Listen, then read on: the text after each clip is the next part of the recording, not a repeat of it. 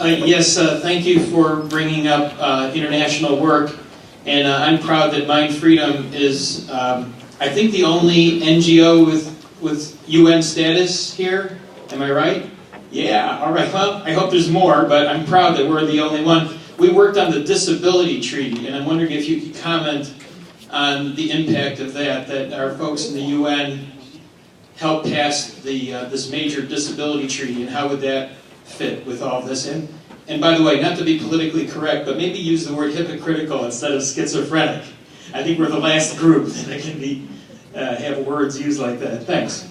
Thank you, David. Thank you for the suggestion. I think that's duly noted. The progress made on the Disabilities Convention is not only remarkable in the in the speed that it's taken place, but also really in the efficacy of that instrument. It is a real model for how activists really from not only the United States, but the rest of the world were able to come together and incrementally over time get, slowly, the way the UN process works to get, from a formal kind of resolution to a declaration to a ratified treaty, it's often, generational. It often moves very, very slowly. But it has been a long and sustained struggle, but it is really hopeful that it was a hopeful sign when the U.S. signed it earlier this year that this is an issue that we're looking at domestically more seriously. It is an issue that intersects so many other issues, from juvenile justice to environmental justice to basic access issues, and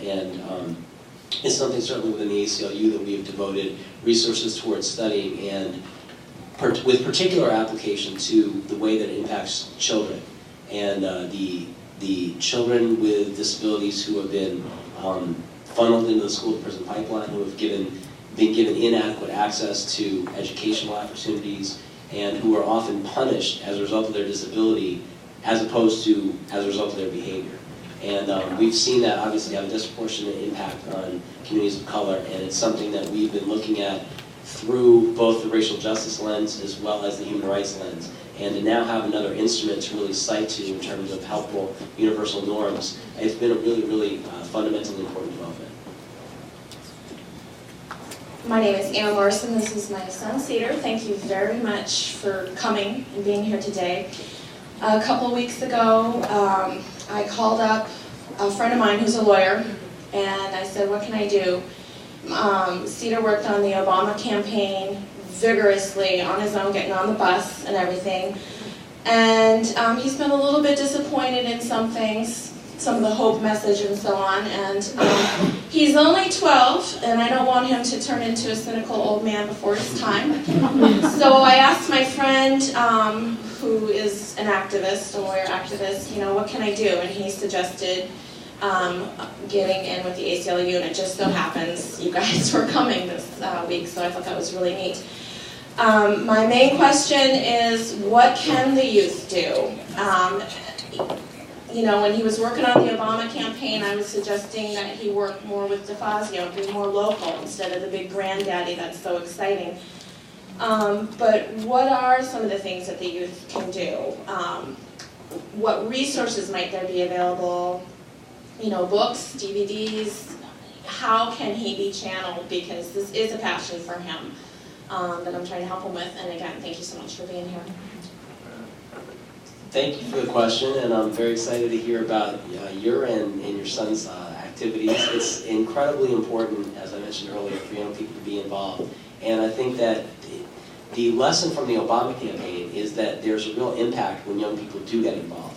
And I think the part of some of us feel a little bit frustrated that not everything we wanted to have happen happened.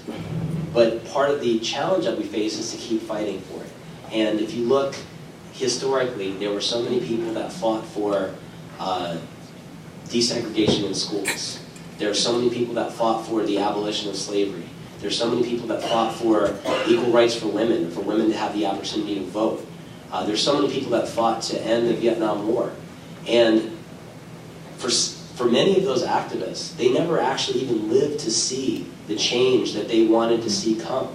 W.E. Du Bois, who was the founder of the NAACP, he never lived to see desegregation happen and society change in the way that he wanted it to change. So we don't always get like the short-term payoff results that we want, but we know that the work that we're doing is actually making a difference. And in terms of concrete stuff that young people can be involved in, I mean, I would encourage both of you to speak to the great people that are sitting around these tables, because I know certainly with the ACLU, we have a youth chapter, and there's activities that young people can get involved in, and I'm sure there are lots of other organizations around this room that would love to put the brain power and the energy of young people really into the work. And I remember, as a young person myself, some of what I thought was important had to do with my local community, and I think that it is important at the national level, but even at the local level, there are things you can do around your school. If there a homeless shelter in Eugene, sometimes you can go and volunteer at the homeless shelter. Or you can go read to.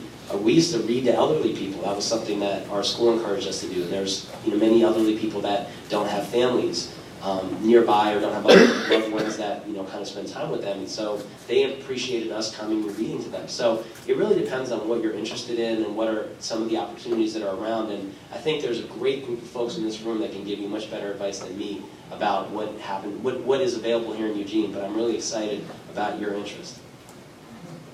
Thank you.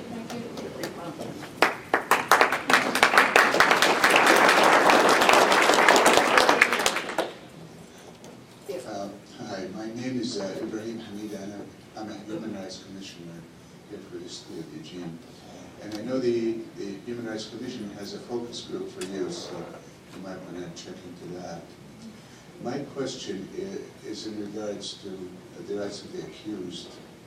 I know this country, and especially previous administration, stood on national TV, as in the person of George Bush, and told the world, the American people included, that we do not torture.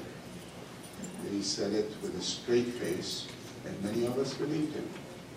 Meanwhile, secret directives were behind the scenes telling the CIA that they can do 10 torturous things, including waterboarding. Is our justice system being held hostage to our politics? Wow.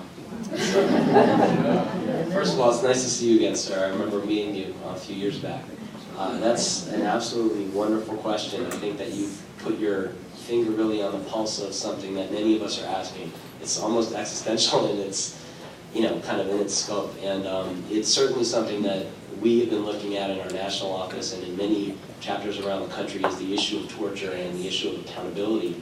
And we've been very frustrated with the difficulty of addressing this issue in the courts, because of the fact that you have issues of immunity that the government is able to invoke, and frequently you don't even have an opportunity to get into the meat of a case, so to speak, and the case gets dismissed before you even have a chance to litigate it. And so we've been approaching the issue from the human rights standpoint, documenting instances of torture, writing reports on it, interviewing individuals who have been victimized by torture. And in addition, we have a client, Khalid al-Masri, who you might be familiar with, who was, it's a really horrible story. He was picked up on the side of, he was picked up when he was on vacation, and was transported to a secret prison where he was tortured. And within about 6 months after he was picked up, I think they had already known that he was not the person who they thought he was, that it was a mistake. But nevertheless, it took about over 1.5 years for him to get